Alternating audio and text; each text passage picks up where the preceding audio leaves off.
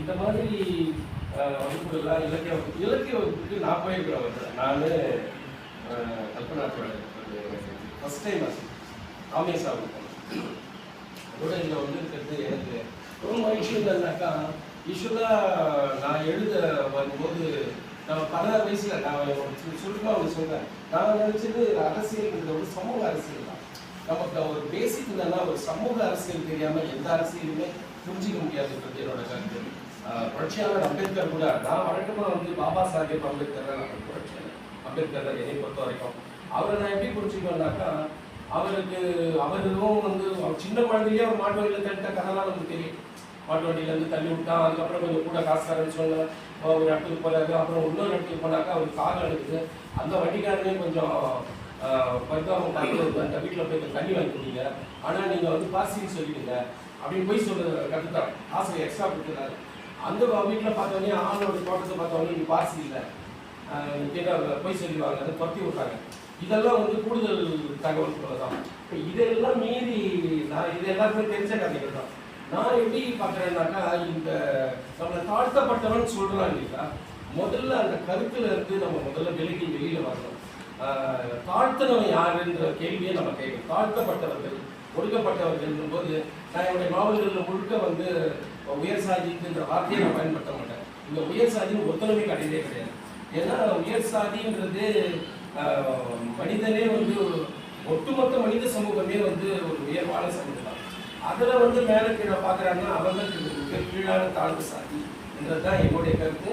அந்த விதத்தில் வந்து இந்த நான் சுயமாக ஒன்று கண்டுபிடிச்சேன். என்னன்னா 16 வயசுக்கு வாட்சிட்டே இருக்கிற எல்லா ரஷ்ய இலக்கியங்கள், லத்தீன் அமெரிக்க இலக்கியம், சீன இலக்கியங்கள், மொழிபெயர்ப்பு உண்மையான கிடைத்த எல்லாத்தையும் வாசிக்கிறேன். அப்போ எனக்கு எழுதுன்னு ஆசை வருது. நானும் ஒரு 3000 பக்கத்துக்கு மேலே எழுதுவேன். ஃபஸ்ட்டு கவிதை எழுதி வச்சுட்டு இருந்தேன். கவிதை தங்கல்கார மாதிரி எழுதி வச்சுட்டு இருக்கேன். நல்லா லவர்ஸ் தான் கவிதை எழுதி தருது, நண்பர்கள் எழுதி தருது, அந்த ஃப்ரெண்டோட அண்ணன்.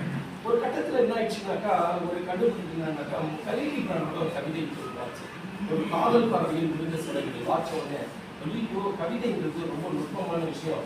நம்ம சும்மா பாசாக பண்ணக்கூடாதுன்ட்டு ஒட்டுமொத்த கவிதையை பிடிச்சிப்போம். நான் கவிதை எழுத வாய் கட்டுறேன், ஆனால் நான் எழுத முடியல. என்ன எழுதணும்? சிறுகதை எழுதுவேன். மறுபடியும் ஒரு 20 சிறுகதை எழுதி எனக்கு தெரிஞ்சது என்னன்னா குமுதா ஆனந்த விட்டதை தவிர வேறு எனக்கு எதுவும் தெரியாது. ஏன்னா அந்த பகுதியில் வந்து இலக்கிய அமைப்போ இலக்கிய குழுவோ எனக்கு தெரியல. நான் வந்து எல்லாத்தையும் அனுப்பி எனக்கு திருப்பி அனுப்பிச்சிட்டோம், ஒரு கார்டு அனுப்புவோம், நீங்கள் மிகச்சிறப்பாக எழுதுகிறீர்கள், ஆனால் உங்கள் கதையை நாங்கள் இப்போ போட மாட்டோம்.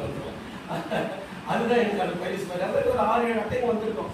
சரி, ஐயோ சிறுகதையை நமக்கு வரல, இதையும் பீச்சு போட்டு எல்லாம் சிறுகதை பீச்சு போட்டு அப்போ என்னதான் பண்ண போகிறேன் அப்படின்னு சொல்லிட்டு நான் யோசிச்சுட்டே இருக்கும்போது எனக்கு வந்து ஒரு 3 வரலாற்று வாழ்க்கை வரலாறு வாட்சேன். ஒன்று வந்து லெனினோட வாழ்க்கை. ஃபஸ்ட்டு எனக்கு கிடச்சது லெனினோட வாழ்க்கை. மரியா பிரிகடாய வாழ்க்கை. அந்த வாழ்க்கையை வரலாறு வாட்சவங்க எனக்கு பயங்கர இன்ட்ரெஸ்டிங்காக இருக்குது. ஏன்னா இப்படி ஒரு மனிதன் இருப்பானா, பார்த்தா ஃபோட்டோஸ்லாம் இருக்குது, எல்லாம் ரஷ்யாவில் வச்சுக்கப்பட்டது, இதெல்லாம் வாட்சிக்கிட்டு எனக்கு ரொம்ப எமோஷனலாக ஆகிட்டேன். நான் அப்போ எனக்கு ஒரு 16 வயசு. சரி இதுக்கு முன்னாடியே நாங்கள் நாவல்கள் வாரி எழுதியிருக்கேன். 2000 பக்கத்துக்கு மேலே எழுதியிருக்கேன். இப்போ என்னோட நாவல்கள் எல்லாமே 500 பக்கம் 400 பக்கம் 8வது நாவல் எழுதியிருக்கேன். இப்போ கருந்துரின்னு சொல்லிட்டு அதே ஒரு 428 பக்கம் வந்து நான் ஒய்யாமல் எழுதிட்டு இருக்கேன். எனக்கு இப்போ எல்லாம் எழுதுகிறேன், என்னால் ஸ்ட்ரக்சராக ஃபார்ம் பண்ண முடியும். ஏன்னா இவ்வளோ உலக இலக்கியங்கள்லாம் வாட்சோன்னே எனக்கு நாவலோட ஸ்ட்ரக்சர் தெரிஞ்சிச்சு, கவிதையும் தெரிஞ்சிச்சு, எனக்கு நான் நாய்கள் சிறுகதையும் தெரிஞ்சிச்சு. நான் அந்த ஸ்ட்ரக்சருக்குள்ளே நான் அடங்க மாட்டேன். ஆனால் நாவல் எழுதலான்னு போனாக்கா எதுவும் வந்து ஒழுங்காகவே வரல. அப்போது இந்த வரலாற்று மொழிபெயர்ப்பு வாட்சோடனே எனக்கு ஒரு டிசைன் வந்த உடனே சரி இந்த வாழ்க்கை வரலாறு இது வாட்சேன். பெரியார் ஒரு நான் வாட்சேன். பெரியார் வாட்சோடனே எனக்கு இன்னும் கொஞ்சம் புறப்பட்டுச்சு. அப்போ மறுபடியும் எழுதுறேன், நாவல் எழுதுறேன். என்னால் மறுபடியும் வந்து கஷ்டம் போயிட்டே இருக்குது. இதெல்லாம் நாவலே கிடையாது. நான் தாய் அத்தமன் முதல் மசூன் கார்கி, அத்தோன் ஷேகா, பிரிட்டிஷ் பீப்புளை நான் வாட்சிக்கிட்டே இருக்கேன். பட் இதெல்லாம் ஒரு ஸ்ட்ரக்சர்லாம் இருக்குது. நம்ம கையில் அவ்வளோ விஷயம் தெரியாது, நம்ம எதுவும் இல்லை. அப்போ தான் புரட்சியாளர் அம்பேத்கரோட அதுவும் வந்து ஆர்எஸ்எஸ் காரன்னு சொல்லக்கூடிய தனஞ்செய்க்கு அவருக்கு வந்து மானியமுத்து மொழிபெயர்ப்பு. அவங்க வந்து பெரியார் பொதுவுடைமை கட்சி. சரி, ஒரு நல்ல பீப்புள் தானே போட்டிருக்காங்க, வாசிக்கிறேன். ஆனால் அதுக்கு சில வாங்க இருக்குது எனக்கு அப்புறம் தான் தெரியும். ஆனால் அந்த வயசுல எல்லாம் கண்டுபிடிப்பாங்க. ஆனால் அதுவே ஒரு புரட்சியாளரை நீங்கள் எப்படி புரிஞ்சிக்க முடியும்? ரொம்ப தப்பு தப்பாக எழுதுறது நீங்கள் புரிஞ்சுக்கலாம்.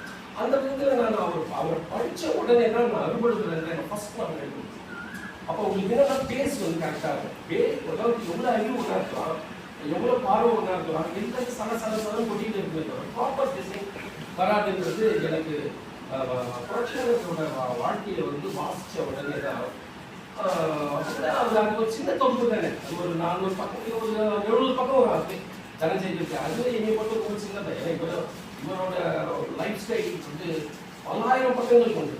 ஆனால் அதில் ஒரு போர்ஷனை பார்த்தோம் அப்படின்னா அதுவே நான் ரொம்ப மெல்ட் ஆகி ஃபஸ்ட்டு என்னோட நாவல் ஒரு 6 மாதத்தில் எழுதி முடிச்சேன். ரொம்ப சீக்கிரம் எழுதி முடிச்ச நாவல் வந்து அது இருக்காது. அப்போ நான் அவருக்கு தான் இவரும் காந்தியும் உரையாடுவாங்க அந்த நாவல்லையே. ஏன்னா எனக்கு அந்த டிசைனை கற்றுக் கொடுத்தது புரட்சியாளர் அம்பேத்கர் தான் நான் சொல்லுவேன். அப்போ தான் எனக்கு அது தெரிஞ்சு. அப்போ நான் ஒன்று யோசிச்சேன், அப்போ ஏன் இதுக்கு முன்னாடி என் மண்டையில் எதுவுமே ப்ராப்பராக உட்கார்ல. ரஷ்ய இலக்கியங்கள் வாசிக்கிறோம், ஐரோப்பிய இலக்கியங்கள் வாசிக்கிறோம், கிளாசிக்கெல்லாம் வாசிப்பேன் நாங்களாம். அப்போ இதெல்லாம் வாசிக்கிறோம், ஏன் நமக்கு வரலன்னா என்னோட சொந்த ஐடென்டிட்டி எதுன்னு எனக்கு தெரியும்.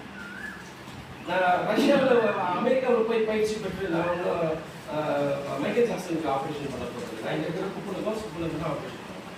அப்போ ரஷ்ய இலக்கியங்கள் படித்தாங்க, நான் ஏன் கூட தான் வாசிக்கணும். அப்போலாம் என் பக்கத்தில் இருக்கிற ஃபேஷன் டிஜிட்டல் உங்களுக்கு அவர் அனல் நினைக்கிறேன் ஃபஸ்ட்டு இருந்து பவர் சோல் இருக்குது, இப்போ இல்லை. அது என் வீட்டில் இருந்து ஒரு 100 மீட்டர் தொலைவில் தான் இருக்குது. அதோட புகை கீழே தான் நான் வாழறேன். ஆனால் என்னை முத்தவே இல்லை. இது ஏதோ என் வாழ்க்கைன்னு நம்ப வச்சுருக்கு இந்த சமூகம். இது என் வாழ்க்கை. என் வீட்டில் கரண்ட் இல்லை, அது கரண்ட் ப்ரொடியூஸ் பண்ணுது. ஆனால் எனக்கு கரண்ட் இல்லை, நான் குடிசையில் இருக்கிறேன்.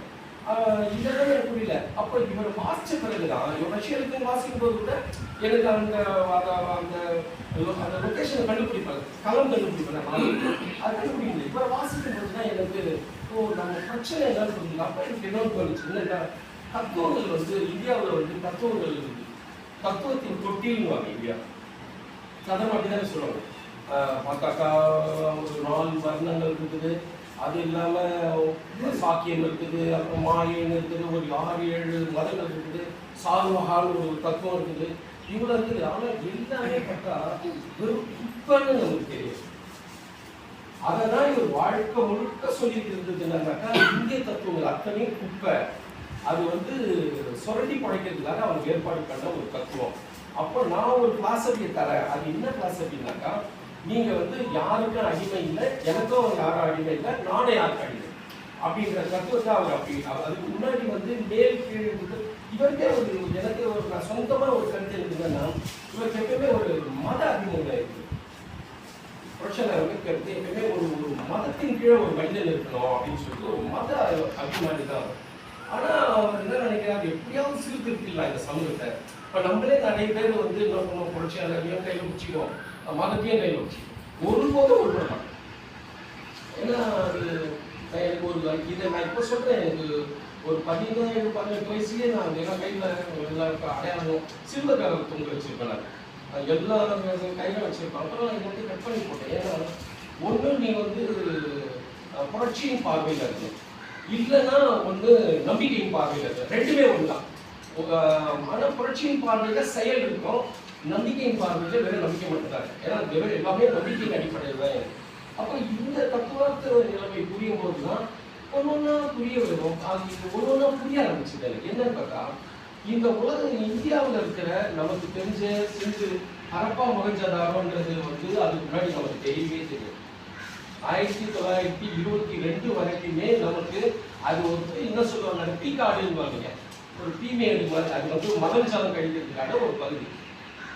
ஏன் அது அவ்வளோ உயரத்தில் அது ஒரு மேடு இருக்குது அப்படின்னா அதுக்கு ஒரு கதை இருந்தது. என்ன கதைன்னா, அங்கே ஒரு இந்து ராஜா இருந்தான். அவன் வந்து முறை தவறிலாம் பெண்களை வந்து சேகரித்து கொண்டாந்து சொந்த சகோதரிகள் உறவினர்கள் எல்லாம் கொண்டாந்து அந்த பக்கத்தில் வச்சு எல்லாரையும் பாழ் பண்ணிட்டான்.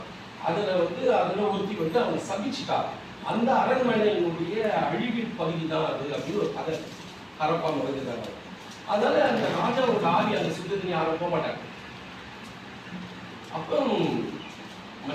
அப்போ இவர் வந்து ஜான் மார்ஷலுக்கு முன்னாடி கன்னிங்ஹாம் அப்படின்றவர் தான் வந்து நாலந்தாவை பார்க்குறாரு. இது ஏன் இதெல்லாம் நமக்கு தொடர்பில் வருதுன்னா, இது எல்லாமே புத்தரோட தொடர்புடைய ஆதி சமூகத்தினுடைய தொடர்புடைய இடங்கள். அசோக கல்வெட்டு, பகவான் பரிநிர்வாண இடம், இது எல்லாமே நமக்கு ஒரு விஷயம் என்னன்னாக்கா, சாதாரண கஞ்சை பேர் இந்த இந்துக்கள் இருக்காங்க, இந்துக்களே வந்து இது எந்த கோவில் நீ மாநகராட்சிக்கலாம், இது நாங்கள் கட்டந்து எல்லாரும் ராஜராஜ சோழன் இருக்கலாம். பறையும் கூட ராஜராஜ சோழன் பரம்பரையில் வந்தாங்க. யார் தான் ஆண்டாங்கன்னு தெரியல, யார் அடிமைன்னு நமக்கு தெரியல, யார் ஆண்டாலும் தெரியாத அளவுக்கு நிலைமை இருக்குது. ஏன்னா எல்லாரும் நம்ம ஆண்ட பரம்பரை, யார் தாண்டா அப்போ அடிமை பரம்பரை? ஏன்னா இந்த அடிமையாக இருந்திருக்கிறோம், அடிமை பண்பையே ஒழிச்சவன் வந்து அழகாக இங்கே வந்து அப்படின்றதுக்கு நமக்கு ஆதாரங்கள் நிறைய இருக்குது. வணிகம் மனிதர்களே வணிகம் பண்ணியிருக்காங்க. அந்த மாதிரியான ஒரு சமூகம் தான். அதை வந்து அவங்க தடுக்கிறாங்க. 1774 தடுத்த சட்டம் வெளியிருந்தாங்க.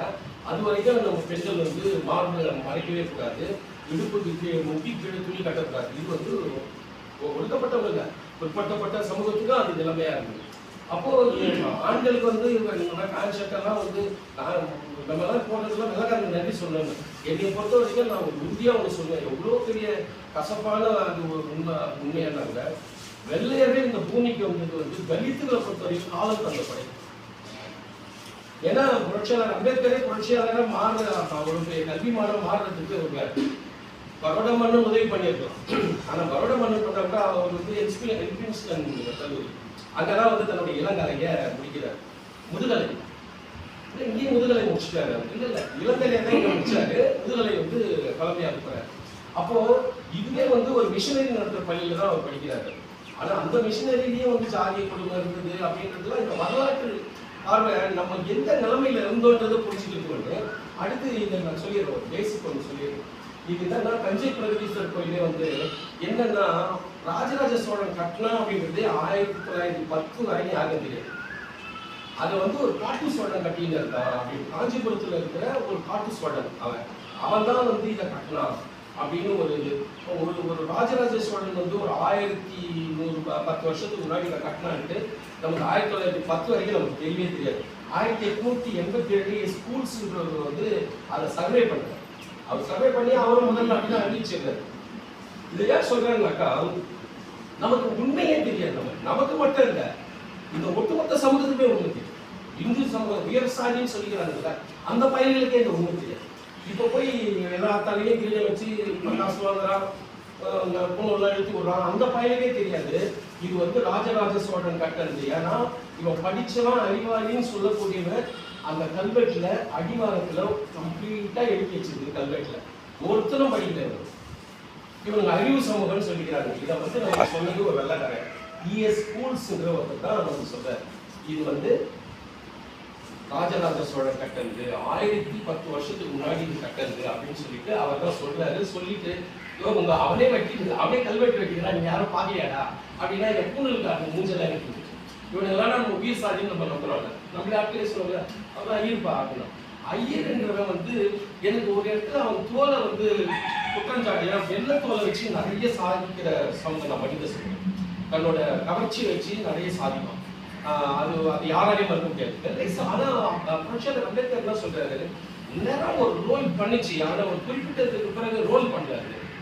ஏன்னா எல்லாமே இங்க வந்து அவன் லா வச்சுட்டாங்க. மனுஸ்மிருதி, ஸ்ருதிகள், ஸ்மிருதிகள் அப்படின்ட்டு ஒரு லா வச்சு அதன் பேசிக்க. ஆனா ஓப்பனிங் பீரியட்ல அது வந்து ஒரு பெரிய ரோல் பண்ணிருக்கு நேரம். ஏன்னா அந்த கூட ராஜாக்கள் தான் இப்ப நமக்கு தெரிஞ்ச எல்லா ராஜாக்களும் அசோகர் ஒரே ஒரு ராஜாக்கள் தான் இருக்குது. ஏன்னா இவர் காலத்துல ஒரு வெள்ளையை எழுதுறான், ஒரு 505 எழுதுறான். அசோகரனுடைய ஆட்சி காலம் எப்போ புத்தர் பிறந்த 3வது நூற்றாண்டிலே இவர் ஆட்சிக்கு வராரு. அப்போ அந்த காலகட்டத்தின் உலகத்துல இருக்கிற அத்தனை ராஜாக்களே ஒரு நட்சத்திரம் சொல்றோம். உலகம் முழுக்க இருக்கிற ராஜாக்கள் அவங்க பட்டியல் போடுறாங்கல்ல அறிஞர்கள். அப்போ அவ்வளோ ராஜாக்கள்ல வந்து இவர் வந்து ஒரு ஸ்டார் இருந்தார். விண்மீன் போல ஜொலிச்சவர் இவர் அசோகர். ஏன்னு சொன்னா அவர் தான் வந்து அவ்வளோ பெரிய இந்தியாவே அவரால் வெல்ல முடியும். இந்தியாவை விட்டு ஆப்கான் கீழே தேசம் இவர் ராஜராஜ சோழன் வென்றான்னு சொல்றாரு இல்லையா, சகாதாரம் எல்லாத்தையும் வெல்லக்கூடிய மிகப்பெரிய படை வச்சிருக்காரு. ஆனா இவர் அறத்தின் பால் கட்டி கிடக்கும். அப்போ இவரை மாதிரி ஒரு அறம் சார்ந்த ஒரு மனிதன், இந்த அறம் சார்ந்த மனிதனுக்கு ஒரு முன்னோடி தான் புத்தர். புத்தரின் வழியில வந்திருக்காரு அப்படின்னு. அப்போ நமக்கு அறிவுன்றது யாரு, அறிவு இல்லாதது யாருன்னு நம்ம புரிஞ்சுக்கிட்டு வந்துருக்கோம். யங்ஸ்டருக்கு வந்து தெரியும். இப்போ பாப்பா நான் அறிவாளின்னு சொன்னாக்கா எனக்கு ரொம்ப வருத்தமா இருக்கு. ஏன்னா நான் ஊர்ல அறிவாளி பாப்பான்னு சொல்லுவேன். அதாவது மனப்பாடம் பண்றது இல்லை சுலபம். ஏன்னா நமக்கு வந்து அந்த பண்பு கிடையாது. அவனுக்கு ப்ராக்டிஸ் ஆகும், ஸ்லோகன் சொல்லி சொல்லி ப்ராக்டிஸ் படிப்பும் அவங்க எழுப்பிடுச்சு. நான் தான் கல்வியை கற்றுக்கிறேன், அந்த சாமிக்கு கடவுள்லாம் வந்து அவனுக்கு புரியாது. அப்போ அவன் வந்து ஈஸியாக இப்போ இந்த தோழர் இருக்காரு, லாயர் ஆகிறாங்கக்கா நீங்கள் ஒன்றும் அப்படியே தலைக்கீழ நின்று படிச்சது இயல்பாக படிச்சுட்டு வந்துருக்கு. அப்போ அவங்க தந்தைக்கும் அந்த வாய்ப்பு படிச்சுட்டா அவரும் படிச்சிருப்பாரு, உங்கள் தாத்தா வாய்ப்பு ஜட்ஜாக போயிருப்பாரு. இப்போ நமக்கு வாய்ப்பு கிடைக்கல. வாய்ப்பு கிடைக்கும் போது முதல் வாய்ப்புலேயே இந்தியாவில் யாருமே சாதிக்காத ஒரு வேலையை செய்கிறாரு. என்ன, இந்தியாவில் எவனுமே இங்கிருந்து அமெரிக்காவுக்கு போய் படிக்கும் ஃபர்ஸ்ட் டைம். அதே போல அமெரிக்காவுக்கு போய் படிச்சது மட்டும் இல்லாமல் ஒரே டைம்ல மூணு விதமான படிப்புகளை படிக்கிறேன்.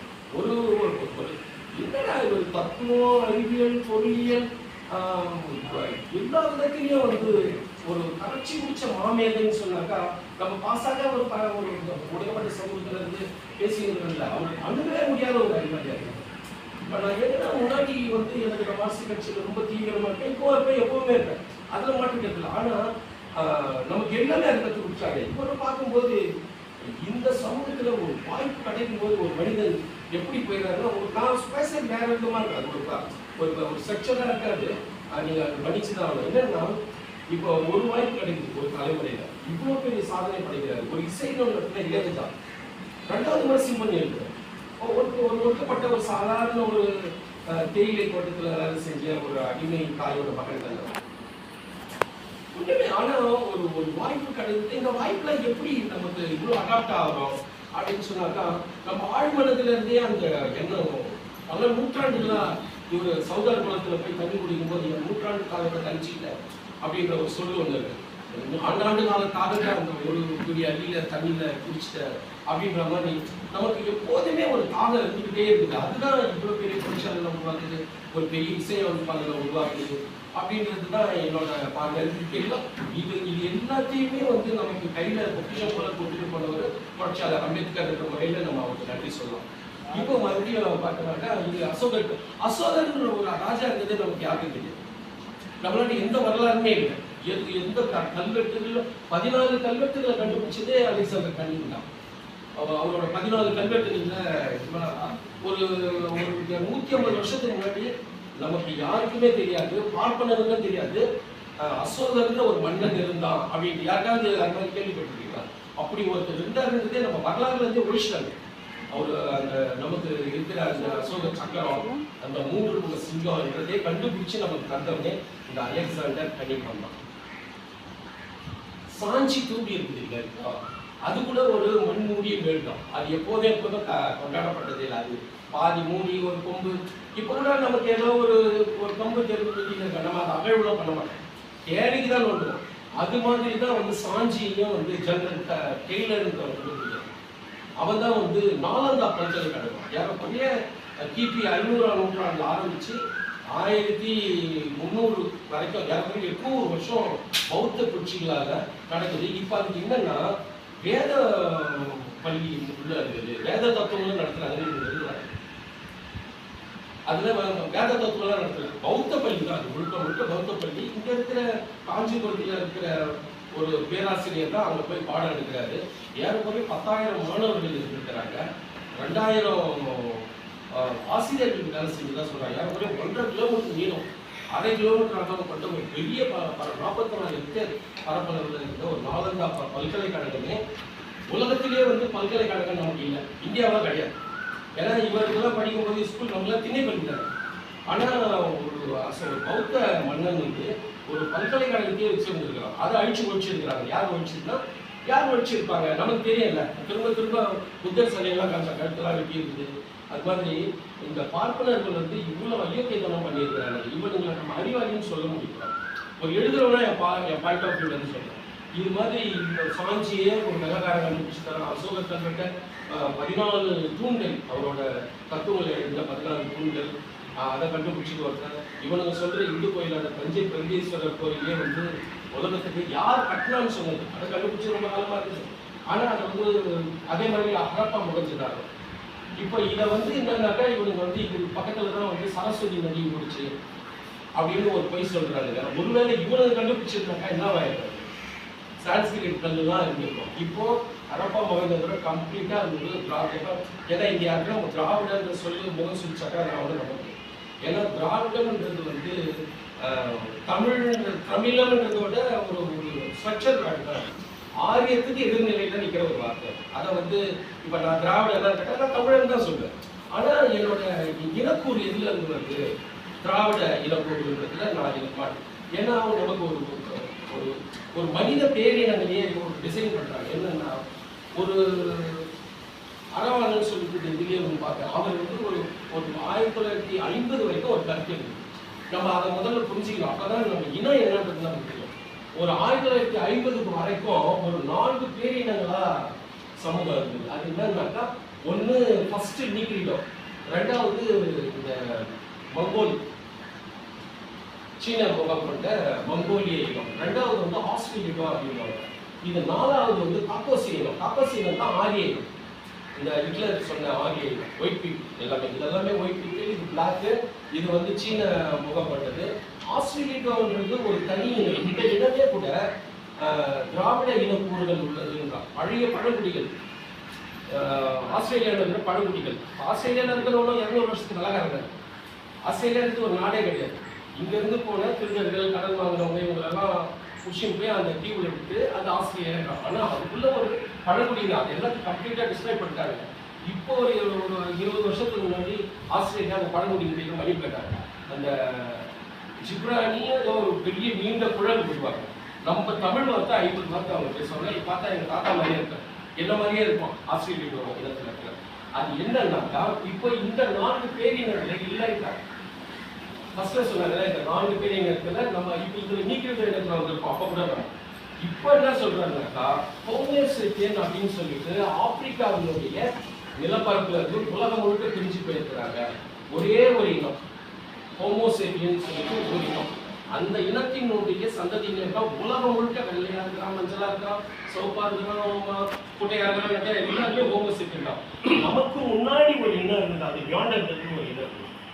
அந்த இனத்தினுடைய சில கூறுகள் இவங்க கிட்ட இருக்கு. அது யாருன்னா ஆரிய இனங்கள். ஏன்னா நியாண்டர்தல்ன்றது ஒரு குரங்கு இனம் தான். அது குரங்கு இல்லை, ஒரு மனிதன் இப்போ சொல்றாரு. அது மாதிரி ஒரு 4 நிறைய இனங்கள், ஏரோட்டிக்ஸு, இப்போ ஒரு 7-8 மனித இனங்கள் எல்லாம் அழிஞ்சிச்சு. நம்ம இப்போ மிஞ்சி நிற்கிறோம் ஹோமோசேப்பியன்னு சொல்லிட்டு. அப்போ இந்த ஹோமோசேப்பியனோட ஊர் வந்து ஆப்பிரிக்காவில் இருந்து மேற்காசியாவுக்கு போகிறாங்க, ஐரோப்பாவுக்கு போகிறாங்க, எல்லாம் போய் கடைசியாக நம்ம மேற்காசியா வழியாக இந்தியாவுக்குள்ள வந்து அங்கேருந்து அப்படியே சீட்டை பாப்புவா நியூகினியா வரைக்கும் போகிறோம். ஒரு பகுதி வந்து இந்தியாவுக்குள்ள வந்தது, அப்படியே கொஞ்சம் கொஞ்சமாக நாகரிகம் அடைஞ்சு தென்னிந்தியா வரைக்கும் வந்துருச்சுன்றது தான் இன்னைக்கு இருக்கிற கம்ப்ளீட்டான ஆய்வு. அப்போ இந்த லெமூரியான்றது அடிபட்டு, லெமூரியான்றது என்னன்னாக்கா, இது வந்து அதுக்கு கடல் போலாகி இது கட்டாயிருக்கும் அப்படின்றது தான். லெமூரியான்றது 50 லட்சம் ஏக்கர், 50 லட்சம் மைல் சுற்றளவு, இல்லை ஒரு 500 அந்த மாதிரி கிடையாது. அது இருந்ததுன்னு சொன்னாங்க. அந்த குமரி கண்டெல்லாம் 9000 மைல் இருக்குன்னா இதுல இருந்துக்கலாம். அதாவது இந்திய நிலப்பரப்புல இருந்துக்கலாம், இந்திய நிலப்பரப்புல இருந்துக்கலாம். அது வந்து இப்ப நமக்கு இருக்கிற மரபணு ஆயிடுச்சு. முன்னாடிலாம் வந்து நிறங்களை வச்சு இப்படிதான். இப்பெல்லாம் மரபணு டெஸ்ட் பண்ணுவாங்க. என்ன டெஸ்ட் பண்ணாக்கா நான் வந்து நியோண்டர்தல் மரபணியான வைக்கிறது தான் சொல்லுவேன். 40,000 வருஷம் நம்மளுடைய ஸ்ட்ரக்சர் வந்து 40,000 வருஷம். அப்ப 40,000 வருஷத்துக்கு முன்னாடி ஆப்பிரிக்காவில இருந்து அதெல்லாம் வந்து புரட்சியாளர் அம்பேத்கர் ஒரு கருத்து சொல்றாரு. ஏன் இது நம்ம இதெல்லாம் இவ்வளவு மைனூட்டா நம்ம தெரிஞ்சுக்கலாம் தான் அறிவுன்றது. என்னன்னா அவர் என்ன சொல்றாரு, மராட்டியர் நாமலாம், ஆனா தமிழை மறந்த மராட்டியர் இருந்தார். இந்தியா முழுக்கவே தமிழ் மட்டும் தான் பேசுறது நான் சொல்றாரு. அவர் சமஸ்கிருதத்தை தூக்கி பிடிக்கிறாரு சொல்லுவாங்க. ஆனா அவரே சொல்றாரு, நாமெல்லாம் தமிழை மறந்த மராட்டியர், தமிழ் தான் நம்மளுடைய தாய்மொழி, ஆதி மொழி அப்படின்றார். அப்ப ஆதி தமிழ் மொழி தான் இன்னைக்கு மலையாளம், தெலுங்கு, கன்னடம், துளுவா இருக்குது. அப்போ இதை இந்த இனத்தை குறிக்கிறதுக்காக ஒரு சொல்லுதான் திராவிட சொல்லுன்றதை நான் சொல்லி புரிஞ்சுக்கிறோம். ஏன்னா சயின்ஸா நம்ம ஒரு விஷயத்தை புரிஞ்சுக்கலன்னா சச்சரவுலேயே போய்கிட்டே இருப்போம், எப்பவுமே ஒரு தீர்வுக்கு வரவே மாட்டோம். அதுக்காக வந்து நான் சொல்ல விரும்புகிறேன்.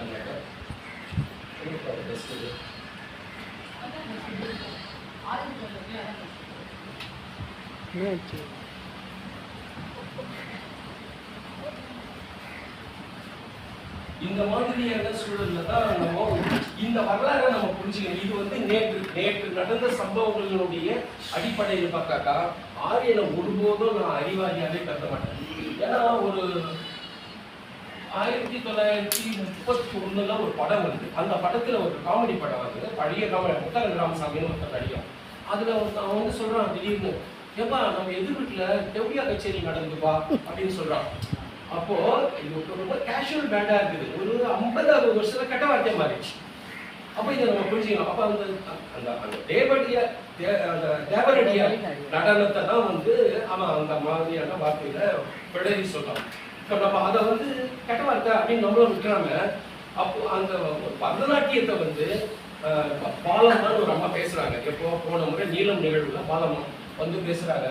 எங்களுக்கு நான் ஒரு 40,000 பேர் ஒரு கர்நாடகாவில். ஏன்னா இது எல்லாமே நம்ம விஷயங்கள் தான்.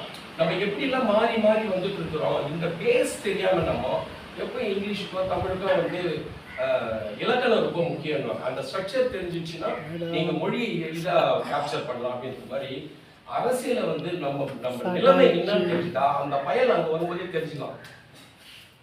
அவன் வந்து ஒரு திருட்டு பையன். அவன் வந்து என்னை இவ்வளவு நாள் நாசம் பண்ணிக்கிறான். இப்ப கை கொடுக்குறான்னா கை கொடுத்தோம்.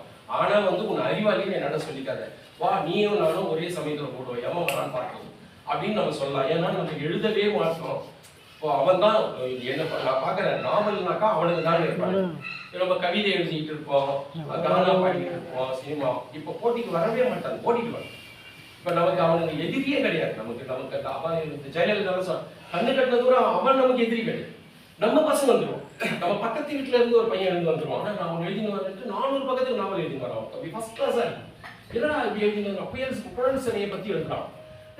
எனக்கு ரொம்ப ஆச்சரியமா என்னடா இது தாஸ்தாவாஸ்கியோட ஒரு ஸ்ட்ரக்சர் மாதிரி நீ எழுதியிருக்கிறேன். எப்பயாவது தாஸ்தாவாஸ்கி வாசிக்கிறேன். நான் என்ன வாசிக்கிறேன், ஜெயிலுக்கு போய் 2 வருஷம் அறிவு எங்க இருந்து டெவலப் ஆகும். அப்போ இந்த இவனுங்க எழுதிட்டு இருக்காங்கல்ல, இவனுங்க நமக்கு ஒரு போட்டியே கிடையாது. அப்ப நாம இப்ப செய்ய வேண்டியதெல்லாம் என்னன்னா, இங்க இருக்கிற இளைஞர்கள்லாம் ஊக்கமா வந்து வாசிக்கணும்னு. செவி வழி செய்தி கொஞ்சம் பேர் கேட்கலாம். ஆனா இளைஞர்கள்லாம் யாருன்னா இருக்கிறீங்கன்னா கம்பல்சரி புரட்சியாளர் அம்பேத்கரோட சாதியும் அதன் தோற்றமும்ன்ற ஒரு சின்ன புத்தகம் இருக்கு. அது நான் விசாவுக்காக காத்திருந்தேன். இந்த 2 புத்தகத்தையும் நீங்க வாசிங்க. ஏன்னா நாங்க பேசுறத விட உங்களுக்கு நிறைய செய்திகளை சொல்லுவாங்க. சொல்லுறது அப்போ இந்த மாதிரி இப்ப தோழர் சொன்னது வந்து ஒரு ஸ்ட்ரக்சர் தான். நீங்க புரிஞ்சுக்குங்க. எல்லாத்தையும் ஒரு வேகமா ஆசையா சொல்றாரு. இதெல்லாம் எப்படியா சொல்லிட்டு அவங்க புரிய வச்சிட மாட்டோமா அப்படின்ட்டு. ஏன்னா நம்ம உண்மை நமக்கே தெரியாது. இப்ப நான் வந்து என் பகுதியில சின்னதுல சொல்லுவாங்க, இட்லி வித்துட்டு வருவாங்க ஒரு அம்மா. எங்க அம்மா என்ன சொல்லுவாங்க, அந்த தமிழ்ச்சி வந்தாக்கா வாங்கடான்னு சொல்லுவாங்க. எங்களுக்கு 2-3 பேர் வித்துட்டு வருவாங்க. தமிழ்ச்சி வித்துட்டோம். அப்ப நம்ம என்ன தெலுங்கான்னு கேட்டேன். அப்ப நான் ஒரு 4வது 5வது படிக்கிறப்ப தான் நான் எங்க அம்மா கேட்டேன், இல்லடா அவங்க தமிழ்ச்சின்னுவாங்க அங்க எதிர் பகுதியில. சென்னையிலேயே குடிசை பகுதி வந்து சேரி இல்லையா, அது எதிரில் வந்து கொஞ்சம் வசதியானடா. அவங்க வந்து இட்லி தயிர்லாம் விட்டு வருவாங்க. அது கவலை தெரு. அப்போ இப்ப தொட்டிகளுக்கு 10 ரூபா மாறிடுச்சு. அங்க இருந்து வந்த தமிழ். அப்ப என்னன்னா நான் தமிழ்ன்றதே என்ன இல்லாம ஆகிட்டேன். என் உள்ளத்துல இருக்கிற நான் தமிழ், எங்க அம்மாவோட உள்ளத்துல இருந்து நான் ஒரு தமிழச்சிங்கிற எண்ணத்தையும் புரிந்தேன். அது எவ்வளவு பெரிய துயரமா இருந்தது. இந்த கோபம் வந்து நம்ம இளைஞர் ஒவ்வொருத்தருக்கும் வரும். ஏன்னா எனக்கு வந்து மெட்ராஸ்ல வந்து சாதி பாகுபாடு கிடையாது. ஏன் எனக்கு இவ்வளவு தேடல் வர ஆரம்பிச்சதுன்னா, எனக்கு சாதி என் வீட்டுல வந்து ஒரு பாப்பாத்தி வந்து எனக்கு மாமியா இருக்கிறான். மோலியார் செட்டி எல்லா பிரீட்ல இருந்தும் ஒரு கேரக்டர் எனக்கு அத்தியோ மாமியோ சித்தியோ ஏதோ ஒரு கேரக்டர்ல இருக்குது. என் வீட்டுக்குள்ளே இருக்கு. ஒரு இஸ்லாமிய பெண் இருக்கா, ஒரு கிறிஸ்துவ பெண் இருக்கா, ஆங்கில பெண் இருக்கா. எல்லாம் நம்ம வீட்டுல இருக்கிறவங்க போயிட்டு அவங்கள தூயும் இவன் போய் அது ஒரு பெரிய பாகுபாடு இல்லை. அப்ப எனக்கு ஒரு பெரிய சச்சரவாக்கு இல்லை. எல்லாரும் அதே மாதிரி ஃப்ரெண்டுங்களும் எனக்கு எல்லா சமூகத்துல இருக்க ஃப்ரெண்ட் இருக்கும். அப்போ இது எங்கடா சொல்லிங்க, எனக்கு ஒரு 20 வயசு இருக்கு, எனக்கு புரியவே இல்லை எனக்கு. அப்புறம் நான் இதை வாசிக்கிற போது, அதாவது வர்க்க பார்வையோட ஒரு சமூகம் ஒரு விஷயத்தை அணுகும்போது, வர்ண பார்வையோட புத்தகங்களை வாசிக்கும் போது தான் எனக்கு இதெல்லாமே புரிய ஆரம்பிச்சது. இப்போ இது எல்லாமே மூடி மறைச்சது யாரு? இதை ஒண்ணுமே இல்லாத பாம்பு மேல படுத்துன்னு இருக்கிறான் விஷ்ணுன்னு ஒரு கதையை என்னால சொல்ல முடியுது. அதே போல வால்மீகி ராமாயணமே ஒரு தலித் எழுதுனது தானே. ஒரு வால்மீகின்ற ஒரு சமூகத்துல இன்னைக்கு வந்து அது ஒடுக்கப்பட்ட சமூகம். அவங்களுக்கு கொடுத்திருக்கிற ராமாயணமே வந்து ஒரு தாழ்த்தப்பட்ட எழுதுன ஒரு படைப்பு தான். அதை கூட அவனுக்கு எழுதல. அப்போ உங்களுக்கு என்னடா சொந்தமா இருக்குது? இப்போ இவ்வளவு படங்கள் காட்டுறாங்க, எல்லாமே புத்தரோட ஸ்டைல் ஆஃப் அப்ரோச்ல தான் ஸ்டாச்சுஸ்லாம். ஒரு சுயமா அவங்களால ஒரு ஓவியம் கிடையாது, சுயமா அவங்களுக்கு ஒரு சித்திரம் கிடையாது, சுயமா அவங்களுக்கு ஒரு படைப்பு கிடையாது. அவனுங்களால இருக்கிறது எல்லாமே ஒன்னே ஒன்று சான்ஸ்கிரிட். அந்த சான்ஸ்கிரிட் என்னன்னாக்கா இது வந்து இந்தோ ஐரோப்பியன் லாங்குவேஜ். இது வந்து இந்தோ ஐரோப்பியன் லாங்குவேஜ். இதுக்கு ஒரு உதாரணம் நான் சொல்லணும்னாக்கா மதர் மாதா, மதர் இவன் மாதான்னுவான், ஃபாதர் அவன் பிதான்னுவான், லேடி லைக்கி, ஏ தோல இருந்து பாருங்களேன், दो 2 3 3 4 4 5 5 6 6 7 7 8 8 9 9. நம்ம தமிழுக்கு எவ்வளவு வித்தியாசம் இருப்பாரு. அப்போ இதெல்லாம் வந்து திராவிடியன் லாங்குவேஜ், இது ஆரியன் லாங்குவேஜ் நம்ம டெஃபைன் பண்ண வேண்டிய அவசியம் இருக்குதா இல்லையா? அப்போ மொழியிலையும் வந்து நீ வந்து யாரோ, நிறத்திலையும் நீ யாரோ, ஆனா என்னோட அறிவிலையும் நீ ஒண்ணுமே கிடையாது. நம்மளால சார்வகான்னு ஒரு தத்துவம் இருக்குது. அது வந்து என்னன்னாக்கா இன்னைக்கு இருக்கிற ஏறக்குறைய மார்க்சிய தத்துவம் போல சார்வக தத்துவம். அந்த சார்வக தத்துவத்துக்கு ஒரு டெபினிஷன் மட்டும் என்னன்னா, ஒரு முறை மகாபாரதம் போர் முடிஞ்சு இந்த பஞ்சபாண்டவர்கள் ஒரு ஊருக்கு வராங்க. அப்போ பிராமணர்கள்லாம் என்ன பண்றாங்க, இவங்களுக்கு ஆரத்திலாம் எடுத்து வரவேற்கிறாங்க. அப்போ ஒருத்தர் என்ன சொல்றான், ஒருத்தர் கேள்வி கேட்கிறான், நீங்க வந்து இதுல தர்மர் யாருன்னே அவன் தர்மம் வந்து கைக்கு வர, நான் தான் தர்மன். ஏண்டா நீ பண்ணது தர்மமா? உன் சொந்த சகோதரர்கள் 100 பேர் ரத்தத்தை குடிச்சிட்டு நீ வந்து வெற்றி பெற்று வரிய, இது தர்மமா? உன் பேருக்கு அப்படின்னு கேட்டா உடனே அவன் தர்ம அவன் அண்ணன் அலறானுங்க. யாரா நம்மளுக்கு எல்லாம் ஆரத்தி எடுக்கிறான், பாப்பா ஆரத்தி எடுக்கிறான், யார் அதுல ஒருத்தன் கேள்வி கேட்கிறான்னா கிருஷ்ணன் சொல்றான், அவன் சாருவாகா. அவன் யாருன்னா சாருவாகா. ஐயோ சாருவாகா இருக்கிற இடத்த இல்ல வேற ஒரு குரல் வருது, அவன் சாருவாகா குழப்பம் விளைவிக்கிறவன். அவன் என்ன ஐயோ சாருவாகான்றவன் நம்ம கும்பல் இருக்கவே கூடாது, அவனை உடனே தீக்கிரையாக்கி சாம்பலாக்கு, அப்பதான் நாங்க இந்த எல்லையை கடை பண்றாங்க. அப்ப அந்த சாருவாகா 4 துண்டா வெட்டி வலிட்டு அவனை சாம்பலாக்குறாங்க. இதே இந்த சாருவாகர்கள் தான் யாருன்னாக்கா என்னுடைய தொடர்ச்சி தான் மாபலின்னு சொல்லிட்டு கேரளாவில் இருப்பான். இன்னைக்கும் வந்து அவனை எரிச்சிருப்பாங்க வல்லல்ல. நம்ம நரகாசுரன் நந்தன் சும்மா ஒரு சிம்பிளா ஒரு சொல்றேன், இவங்க எல்லாருமே அவங்களுக்கு எதிரான குரல் எழுப்பினவங்க. அவங்க எல்லாரையும் 4 துண்டா வெட்டி ஜோதி ஆக்கிறவங்க தான். இப்போ இதுல இருந்து நம்ம என்ன கத்துக்கணும், இதுல இருந்து நம்ம ஸ்ட்ராங்கா தெரிஞ்சுக்கிட்டோம்னா, இந்த பார்ப்பனர்கள் என்றவர்கள் வந்து போக்கிரிகள், அவங்க பெரிய அறிவாளிகள்ன்றதுல வந்து எங்கேயுமே அவங்க நிரூபிக்க முடியாது. அவனுக்கு வாய்ப்பு கொடுத்தாங்க, அவங்க நிறம் இருக்குது, அவங்க பொண்ணுகள் எல்லாம் வந்து அந்தபுர அரசர்களுக்கு எல்லா அந்தபுரத்துல கொண்டு போய் எல்லா ரகங்களையும் கொண்டு போய் உள்ள வச்சுட்டாக்கா ராஜா மௌனியதான் இருக்கும். இதுதான் அவனுங்களாண்ட நடந்தது. அப்படியே வந்து ஒருத்தனுக்கு விட்டாங்கன்னா இந்த கிருஷ்ணனே பொம்பளையா மாறிடு. இவ்வளவு அசிங்கமான அவனுங்களோட எல்லாருக்கும் நான் ஒன்றுமே இல்லை. அம்பேத்கரோட இன்று நேற்று அப்படின்னு சொல்லிட்டு ஒரு புக்கு ஒன்று போட்டாங்க, பெரியாரிஸ்டுங்க போட்டாங்க, 400 ரூபா வந்தோம். நேற்று இன்று பெரியார் மார்க்ஸ் அம்பேத்கருக்கு போட்டுக்கிறாங்க. நீங்க அந்த ஒரு தொகுதியை மட்டும் வாசிங்கன்னா முடிஞ்சது கதை. உலகத்தின் மிக ஆபாசமான ஒரு புத்தகம்னா அதுதான். அது முக்கியமா எல்லா கட்டுரையும் அதை பத்தி தான் பேசுது. அந்த புக்ல போட்டது வரைக்கும் அவ்வளவு டீட்டெயிலா ஒரு சொல்லி எவ்வளவு ஆய்வு பண்ணியிருக்கிறாங்க, நமக்கே ஆச்சரியமா இருக்கும். ராமாயணம் மகாபாரதம் இருக்கிற அந்த சாங்கியம், மாயை தத்துவங்கள், மத தத்துவங்கள் 6 மீமாம்சங்கள் இருக்குது. அதை அத்தனையும் அவர் கரைச்சி பிடிச்சிருக்கிறார். இதை எப்படின்னாக்கா இவருக்கு அது இதெல்லாம் படிக்கிறதுக்கு அவர் சான்ஸ்கிரிட் புலமை 9 மொழிகளில் புலமைகள் இருக்கு. 9 மொழி தெரிகிறது, 9 மொழிகள் புலமை. இவ்வளவு பெரிய அறிவாளியை வந்து நம்ம சாதாரணமா அலட்சியப்படுத்திட்டு நகரவே முடியாது. ஒவ்வொருத்தருக்கும் கடமை இருக்கு. நான் பேசுறது போல, தோழர் பேசுறது போல, இப்ப தோழர் பேச வருவாரு காலம், எல்லாரும் அவங்க சக்தி உட்பட்டு நாம வந்து புரட்சியாளர் அம்பேத்கரை புரிஞ்சுக்கணும். அதுக்கு முன்னாடியே அவரை வெறுமனே வச்சா அவரை கடவுள் மாதிரி கொண்டாட ஆரம்பிச்சோம். என்னை ஒரு முறை மெட்ராஸ் யூனிவர்சிட்டியில இலக்கிய துறை ஒன்று இருக்குது, அது தங்கராஜன் ஒருத்தர் இருக்காரு, பொருளியல் அம்பேத்கர் பொருளியல். அவர் என்ன பண்ணுவாரு, எல்லாரும் கட்டுரை கேட்பாரு. அப்போ நான் யாழநாதி என்ன நான் சொல்றது அது எனக்கு 10 வருஷம் ஆயிடுச்சு. அது இப்போ அவர் போஸ்டிங் இருக்கிறாரா இல்லையான்னு தெரியல. அவர் என்ன பண்ணாரு, காக்கி நீ எனக்கு அப்ப என்னுடைய முதல் நாவல் வந்து அறுபடுங்க, நீ எனக்கு கட்டுரை நான் ஆவேசமா என்ன பண்ணிட்டேன், அதே தலைவர் தான் 3 அம்பேத்கரும் தமிழக தலைவர்கள் சொல்லிட்டு MC ராஜா, நம்ம ரட்டமலை சீனிவாசன், நம்ம சிவராஸ், தந்தை சிவராஸ், இவங்க 3 பேரையும் எழுதும்போது நான் போயிட்டேன்னா எனக்கு என்னன்னா அங்க இருந்த தலைவர் MC ராஜா இவர் இந்துவா மாறணும் போது அவர் ஒத்துக்கல, ரட்டமலை சீனிவாசன் கூட ஒத்துக்கவே இல்லை தான். ஏன் சிவராஸ், தந்தை சிவராஸ் கூட ஒத்துக்கல.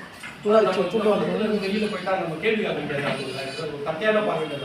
ஆனா இவரோட பார்வை எங்க இருந்து அவர் ப்ராப்பரா வராது.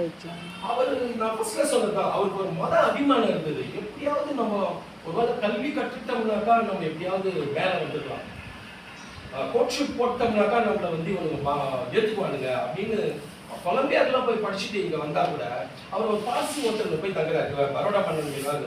அந்த ஹோட்டல்ல வந்து அவரு போய் தங்கி இருக்கிறாரு. ஆனா அங்க இருந்து கூட அவர் அப்படியே ஒரு எளிவலையில தான் தங்கி இருக்கிறாரு. அங்க இருந்து அவரை பிடிச்சி வெளியில தங்கி இருக்காரு. இப்போ இவருக்கு என்னன்னாக்கா போயிட்டு அந்த ராஜா கிட்ட ஒரு வார்த்தை சொல்லிட்டு போயிடலாம் அப்படின்னாக்கா அதுக்குள்ள அவர் சிட்டியா இருந்திருக்காங்க. இப்ப என்னடா பண்றதுன்னு ஒரு அவ்வளவு குழப்பமாய் ஒரு புளியமரத்தாக்கில போய் உட்காந்து கண் கலங்கி என்னடா இவனுங்க 8 வயசுல எனக்கு நடந்த அதே இதுதான் கொலம்பியாவில் போய் படிச்சுட்டு பரோடா மன்னனோட சமஸ்தானத்துல அவ்வளவு பெரிய போஸ்டிங் இருக்குன்னு கூட எனக்கு என்ன இந்த ஸ்ட்ரக்சர் இல்லை.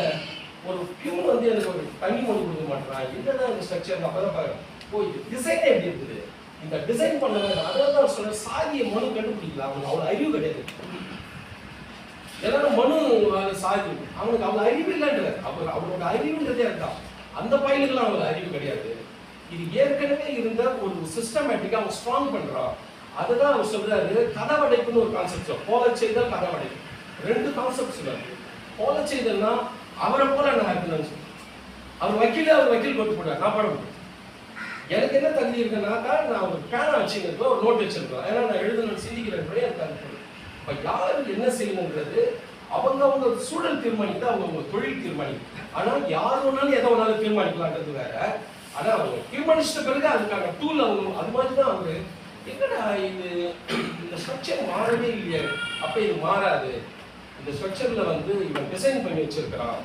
அப்போ அதுதான் நம்ம ஒண்ணு தெரிஞ்சுக்கணும். நான் ஒண்ணு யோசிப்பேன், இவ்வளவு பெரிய ராஜராஜ கட்டின இந்த தஞ்சை பிரகதீஸ்வரர் கோயில் இருக்குது.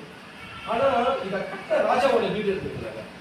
நான் ஒரு கோயில் கட்டுறேன், ஒரு சர்ச்சு கட்டுறேன்னா அந்த சர்ச்சுக்கு பணம் கொடுத்த வசதியான வீடு எவ்வளவு பெருசா இருக்கு. ஆனா உலகம் முழுக்க அரண்மனைகள் இருக்கு, உலகம் முழுக்க பிரமாதமான சர்ச்சுகளாக இருக்குது, அரண்மனைகள் இருக்கு. ஆனா நம்ம ஊர்ல அரண்மனைகள் கிடையாது. மிக சமீபத்தில் மைசூர் அரண்மனை, குவாலியர் அரண்மனை, இந்த மாதிரி ஒரு 200-300 வருஷத்து அதுவும் ஒயிட் பீப்புள் வந்து கட்டி கொடுத்தாங்க. இந்த சராசரி குவாலியரை கட்ட செங்கலை சொல்லிட்டான். பட் இந்த பயல்கள் ஏற்கனவே அந்த கோவில் கட்டி 1000 வருஷம் ஆன காலகட்டத்தில் கட்டின ஒரு கோட்டையும் அரண்மனையும் இல்லை. ஏன்னா நம்ம சாணக்கியம் சொல்றான், ஒரு ராஜா ஒரு பார்ப்பனன் பின்னாடி நாய் போல வரணும்.